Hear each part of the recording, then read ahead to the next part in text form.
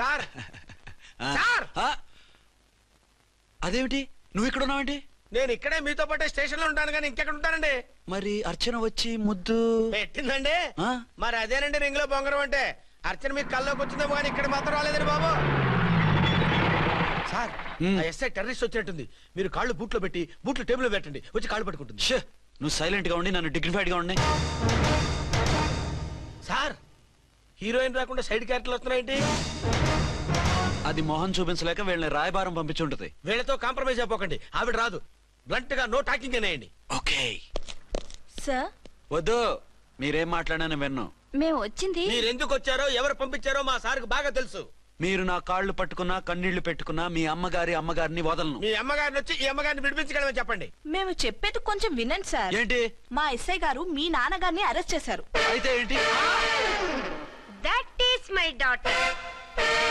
ఆయన ఇప్పుడు మా స్టేషన్ లో మా కస్టడీలో ఉన్నారు. ఈ విషయం మీకు చెప్పి రమ్మన్నారు. బట్టలు ఇప్పించి మరీ నన్ను అరెస్ట్ చేస్తావా? అసలు నా కొడుకు ఎవరో తెలుసా? కంప్లైంట్ ఇవ్వు. ఎవరి కొడుకో ఎంక్వైరీ చేస్తా. ఆడదానివై ఉండి బూతు చూకులేస్తున్నావు. ఈ విషయం తెలిస్తే నా కొడుక్కి బూతులు మాట్లాడేవంటే మందు పాత్ర పెట్టి పేల్చేస్తా. జాగ్రత్తమ్మా, రండమ్మా. మెల్లగా పదండి పదండి. దయచేయండి.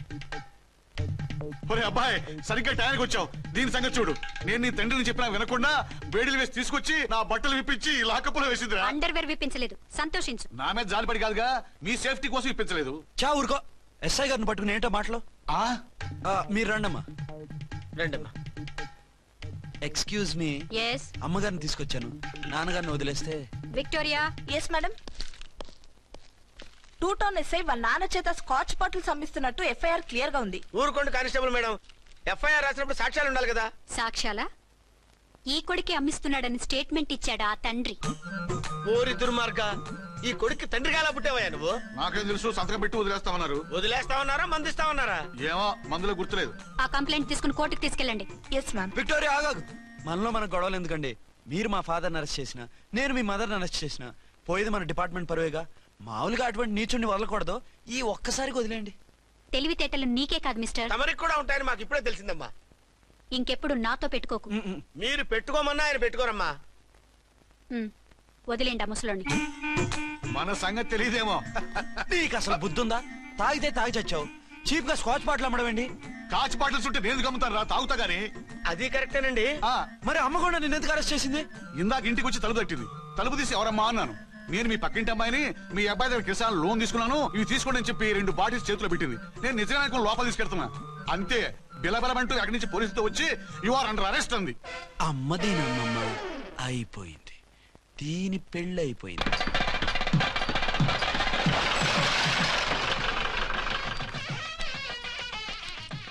ఇదిగా తీసుకో. అయ్య బాబాయ్, తమరు ఆటో ఎస్ఐ గారు ఓవర్ మాత్రం డబ్బులు ఇచ్చేస్తున్నారేంటి? మాకేం ఫ్రీగా వద్దులే. బాగున్నారా? ఏంట్రా ఇంటర్ కాస్ట్ మ్యారేజా? లేదే. మరి పీటల మీద మీ అమ్మాయి పక్కన పంతులు కూర్చున్నాడేంటి? చిచి, అతను పెళ్లి చేసే పంతులు గారు రా. కూర్చో. మరి పెళ్లి కొడుకు ఎక్కడా? లోపల పంచె కట్టుకుంటున్నాడు. అయ్యా, పెళ్లి కుమారుని తీసుకురండి.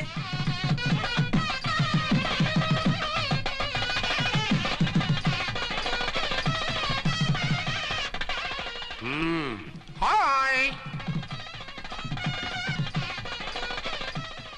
ఇదేమిటండి, పెళ్లి కొడుకుని తీసినామంటే పెళ్లి కొడుకు తండ్రి దించి కూర్చోబెట్టారు. నేనే పెళ్లి కొడుకుని. 10 కోట్లు సంపాదించేంత వరకు పెళ్లి చేసుకోకూడదు అనుకుని ఫారెన్ వెళ్ళాను. సంపాదించేప్పుడు కొంచెం లేట్ అయింది. లేట్ మ్యారేజ్ చేసుకుంటున్నాను. చిలక ముక్కుకు బుచ్చొంకాయ ఇలా వీడేం పెళ్లి కొడుకండి?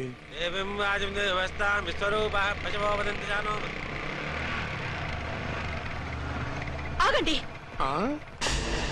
ఈ డైలాగ్ నేను బతికుంటే మా బాబు అనాలి. ఈవిడెవరు? మీ చెల్లెమో ఆడబడుచు కట్టడం కోసం పెళ్లి ఆకుంటుంది. మనకు అలాంటి వాళ్ళు ఎవరు లేరులే. ఏయ్ లేరా.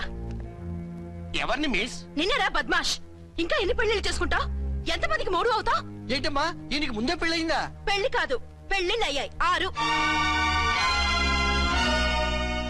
మీరు డోంట్ వరీ మామగారు, వాళ్ళందరికీ విడాకులు ఇచ్చేసా. ఇస్తే మాత్రం ఆ పిల్ల పక్కన తండ్రిలా కూర్చుని కన్యాదానం చేయాల్సిన ఏజ్ లో మొగుళ్ళ కూర్చుంటావా? ఇవన్నీ అడగడానికి నువ్వెవత్తవే? నువ్వు తాళి కట్టి ఆడుకునే ఆడవాళ్ళకి ప్రతినిధిరా. చూడమ్మా, పీటల మీద పెళ్ళాకపోతే దానికి జన్మలో పెళ్లి కాదు. ఎందుకు కాదు? నీ కూతురికి ఏం తక్కువ? మగాడికి ఆడది నచ్చకపోతే పెళ్లి జరగదు. కానీ ఆడదానికి మగాడు నచ్చకపోయినా పెళ్లి జరిపిస్తారా? ఆ పిల్ల ఇష్టపడేగా పీటల మీద కూర్చుంది. ఈ 50 ఏళ్ల మోసాల మొగుడిని ఏ ఆడపిల్లని ఇష్టపడుతుందా? మనస్ఫూర్తిగా పెళ్లి చేసుకుంటుందా? ఏమ్మా, నీకు అందం లేదా, ఆస్తి లేదా? లేకపోతే నీ కాళ్ళ మీద నువ్వు నిలబడే ధైర్యం లేదా? నీకు నచ్చిన వాడిని చేసుకునే దమ్ము లేదా? తాళి కట్టి ఉరితీసే తలారితో వెళ్లి నీ కన్నతనాన్ని అర్పించుకుంటావా? జీవోత్సవంలా బ్రతుకుతావా? రేపు ఈ దుర్మార్గుడు నీ కట్నం లాక్కుని నిన్ను కొన్నాళ్ళు వాడుకుని అందరిలాగే నీకు విడాకులిచ్చి మరో పెళ్లి చేసుకుంటాడు. గాడ్ ప్రామిస్ ఈసారి చేయను. ఇదే last and final marriage. Rascal, నేను పసుపు తాడు కోసం కూర్చున్నాను కానీ పలుపు తాడు కోసం కాదు. ఆడదంటే చాటా చీపురు కాదు, మీ అవసరాలు తీర్చి మూల కూర్చోడానికి. అవసరమైతే కత్తిపీట కూడా అవుతుంది. నా కళ్ళు తెరిపించారు. పెళ్లి కాకపోతే జీవితాంతం కన్యగానే ఉంటాను తప్ప ఇలాంటి బ్రధవని చేసుకోను. పారా! వీణ్ణి ఇలా వదిలేస్తే ఎలా? వీడి బండారం బయట పెట్టి పోలీసులకు పట్టిస్తాను. వదరా, వద. పాపం పెళ్లి కూతురు తండ్రి కుంజుమోన్ రేంజ్ లో ఖర్చు పెట్టాడు. డబ్బు అయితే పోయిందండి, పిల్ల జీవితం బాగుపడింది. అవును, మీ అబ్బాయికి పిల్లలంతా మన తెలివితేటలు ఉపయోగించి చేసుకున్నట్టు చేద్దాం. ఏంటి మగరా ఇలాగా స్టిక్ ఉప్పుకుంటే ఇంకెన్నాళ్ళు తిరుగుతావురా? మెళ్ళో తాడు కట్టించుకొని చంకలో ఒక బిడ్డను వేసుకుంటే మదర్లా బాగుంటావులో ఒక మంచి సంబంధం చూశాను. అబ్బాయి very good, very handsome fellow, super ఉద్యోగం. నాకు పిచ్చగా నచ్చేశాడు. నీకు కాదు, నాకు నచ్చాలి. నువ్వు అతన్ని చూస్తే గ్రీకు వీరుడు, నా రాకుమారుడు అంటూ టక్కున పడిపోతావు. పడిపోతాను, లేచి కూర్చుంటాను. ఫోటో తెప్పించు, చూసి చెప్తా. చూడు బేబీ, ఫోటోలు చూస్తే మోసపోతావు. మేకప్ వేసుకుని కలర్ ఫోటో దిగితే అప్పల్ నర్సయ్య కూడా అమితాబ్ బచ్చన్ లాగా అందంగా కనిపిస్తాడు. అందుకని పెళ్లి చూపులకు పిలిపిస్తాను. డైరెక్ట్ గా చూసే నచ్చాడనుకో ఫిక్స్ చేసేద్దాం. నో, నేను చేసుకోను. పిల్ల రంభలా ఉంటుందిరా. దాని పిన్నమ్మలా ఉన్నా కూడా నేను చేసుకోను. ఏ రోగం? నేను ఆ అమ్మాయిని ప్రేమించాను. పెళ్లి చేసుకుంటే ఈ అమ్మాయిని ప్రేమించొచ్చు. ఈ అమ్మాయి అయితే హ్యాటు బూట్ల జోడు బాగుంటుంది. పైగా ఒకే డిపార్ట్మెంట్, కంబైన్డ్ గా జీపులో పోవచ్చు రావచ్చు.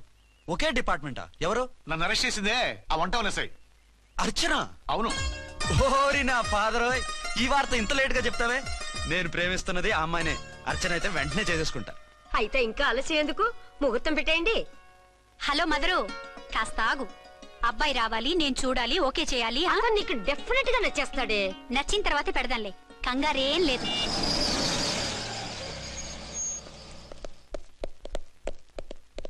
టూ టోన్ వాళ్ళని కూడా పిలిచారా మేడం? లేదే. ఏయ్ ఏయ్, ఏంటయ్యా ఇది? ఎందుకు ఇలా వచ్చారు? డ్యూటీ మీద వచ్చాం. సిఐ గారు వస్తున్నారు.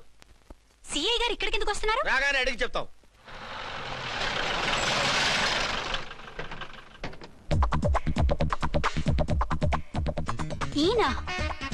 ఈయన సిఐ ఎప్పుడయ్యారు? నెక్స్ట్ ఈ రోజు morning. Good morning sir. Good morning sir. Good morning sir. అదేమిటి బేబీ, ఇలా 2 చేతులతో నమస్కారం పెట్టడం మన కల్చర్. సల్యూట్ చేస్తావేంటి? నమస్కారం చేయడానికి అతను గెస్ట్ కాదు. నిన్నటి దాకా యముడు, ఇప్పుడు క్యాడర్ పెరిగి మొగుడయ్యాడు. ఎస్, నీ మొగుడిని అవడానికే వచ్చాను. అవును, శోభనం పెళ్లి కూతుర్లా ఈ గెటప్ ఏంటి, ఈ సెటప్ ఏంటి? సార్, అది నాకు పెళ్లి చూపులు. ఓ, పెళ్లి చూపులా? ఈ క్యాండిడేటేనా పెళ్లి కొడుకు? ఆయనగా సార్. మరెవరు? ఎవరో నాకు తెలియదు సార్. ఓసి నా ఇన్నసెంట్ డాక్టరు, నిన్ను చూడటానికి వచ్చింది ఈయనే.